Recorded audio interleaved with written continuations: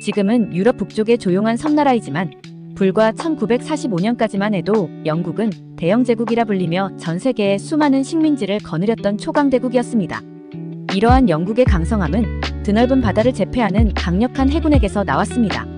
보통 영국 해군이 탄생한 시점은 영국인 해적선장인 프랜시스 드레이크가 세계 일주에 성공하고 영국 함대가 스페인의 무적 함대를 격파한 칼레 해전이 벌어졌던 16세기 말에부터로 봅니다.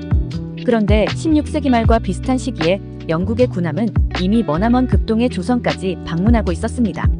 조선의 학자인 이수광이 1614년에 쓴 책인 지봉유설에는 놀랍게도 영국 군함이 조선을 찾아왔다는 이야기가 실려 있습니다. 영결리국은 서쪽 끝에 먼 바다에 있다. 영결리국의 배는 사중으로 되어 있고 배의 안과 밖을 쇠조각으로 붙이며 배 위에 수십 개의 돛대를 세우고 배의 끝에 바람을 만드는 도구를 설치하며 수백 개의 쇠사슬로 이루어진 닻을 사용하여 바람과 파도를 이겨낼 수 있다. 영결리국의 배는 전쟁에서 대포를 쓰며 그들이 나타나서 힘으로 빼앗으면 바다 가운데의 여러 나라들이 당해낼 수가 없다. 몇 년 전 일본으로부터 온 어느 배 한 척이 전라도 흥양, 지금의 전라남도 고흥에 나타났다. 그 배는 매우 높고 컸으며 배에 여러 개의 막루와 큰 집이 있었고 우리 조선군이 그 배와 싸웠으나 이기지 못하고 그 배는 달아났다. 나중에 일본 사신에게 물어보니 그들은 일본인이 아닌 영길리인이라고 말했다.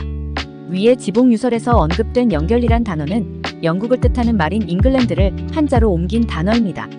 또한 지봉유설에서 설명하고 있는 영국의 배는 16세기부터 서양인들이 사용한 대형 범선으로 노가 없이 돛으로 움직이는 배인 갤리온으로 보입니다.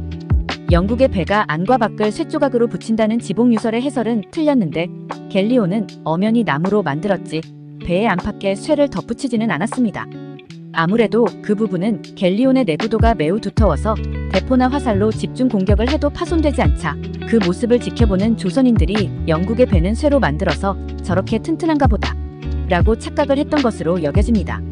그리고 영국의 배가 나타나서 힘으로 빼앗으면 여러 나라들이 당해낼 수가 없다는 부분은 16세기 말부터 전 세계의 바다를 누비며 약탈을 일삼았던 영국 해적선들의 위용이 조선까지 전해져서 지봉유설에 언급된 것인 듯합니다. 하지만 16세기 말과 17세기 초 무렵에 영국이 조선을 정복하거나 침략하려고 일부러 먼 극동에까지 전함을 보낸 것은 아니었을 것입니다. 당시 영국은 스페인과의 대결에 온 국력을 기울이던 와중이라 정부 차원에서 그런 일을 추진할 여력이 없었습니다.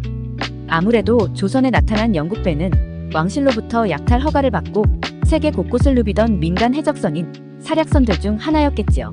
조선에 오지는 않았지만 영국의 해적인 에드워드 미셸보는 동남아로 떠나 약탈을 일삼다가 1604년 말레이 근처의 해역에서 일본 해적인 외구와 만났고 그들이 배 위에 올라오자 창을 휘두르고 머스켓 소총과 대포를 쏘아대어 승리했습니다. 또한 1601년 일본의 나가사키에서 안드레 페소아가 지휘하던 포르투갈의 무장 상선은 30척의 일본 무장 선박이 가한 공격을 격퇴시키기도 했습니다.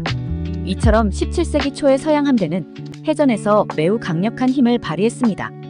만약 1592년 일본군이 아니라 서양의 갤리온으로 구성된 대규모 함대가 조선을 침입했다면 충무공 이순신이 이끄는 조선 수군도 일본 수군을 상대할 때처럼 쉽게 이기기는 어려웠으리라고 봅니다. 실제로 1622년 7월 19일자 광해군일기를 보면 지금의 전라남도 고흥인 흥양현 앞바다에 크기가 산과 같고 배 위에 30여 개의 돛대를 세운 배 한 척이 들어와서 첨사 민정학이 지휘하는 조선 수군과 전투를 벌였다고 언급되는데 기사를 쓴 사관은 그 배가 아마 서양의 배였을 것이다 라고 추측했습니다.